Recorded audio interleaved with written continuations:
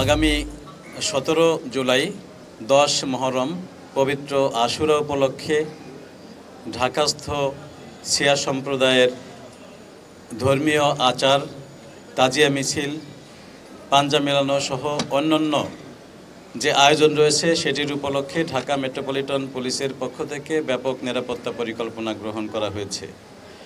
যে সমস্ত ইমামবাড়া রয়েছে সেখানে ইনস্ট্রুমেন্টাল চেকিং এবং ডগ স্কোয়াড দ্বারা চেকিং, সুইপিং সব কিছু ইতিমধ্যেই সম্পন্ন হয়েছে। এছাড়া অনুষ্ঠান শুরুর আগে এখানে যারা প্রবেশ করবেন তাদের আর্চ এবং অন্যান্য সুইপিংয়ের মাধ্যমে এখানে প্রবেশ করতে হবে। এই ইমামবাড়া সংশ্লিষ্ট সন্নিহিত যে সমস্ত উচ্চ ভবন রয়েছে সেখান থেকে এখানকার নিরাপত্তা মনিটর করা হবে। সেখানে পুলিশ থাকবে সিভিলে এবং ইউনিফর্মে। এছাড়া তাজিয়া মিছিলের সময় মিছিলের আগে পিছে ডানে বামে ব্যাপক ব্যবস্থা রাখা হয়েছে নিরাপত্তার।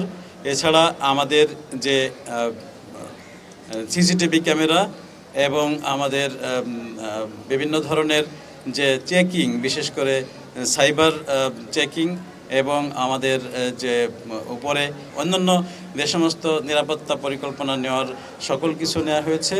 এবং এখান থেকে মিছিল করে যেখানে যাবেন সেইখানেও পুলিশের উপস্থিতি থাকবে, সাথে সাথে থাকবে আসার পথে, যাওয়ার পথে এবং অন্য সব কিছুর সাথে। আমরা যারা অংশগ্রহণকারী তাদেরকে অনুরোধ জানিয়েছি তারা যাতে ছুরি, চাকু, দাহ্য কোনো পদার্থ ইত্যাদি নিয়ে এখানে প্রবেশ না করেন। এবং যেহেতু মিছিলের ভেতরে পতাকা নেওয়ার একটি বিধান রয়েছে সেটি যাতে বেশি উঁচু না হয়, ইলেকট্রিক তারের সাথে যাতে সংযোগ থাকতে না পারে সেজন্য তাদেরকে সতর্ক করা হয়েছে। তাদের সাথে সমন্বয় মিটিং করে সমস্ত নিরাপত্তা পরিকল্পনা গ্রহণ করা হয়েছে।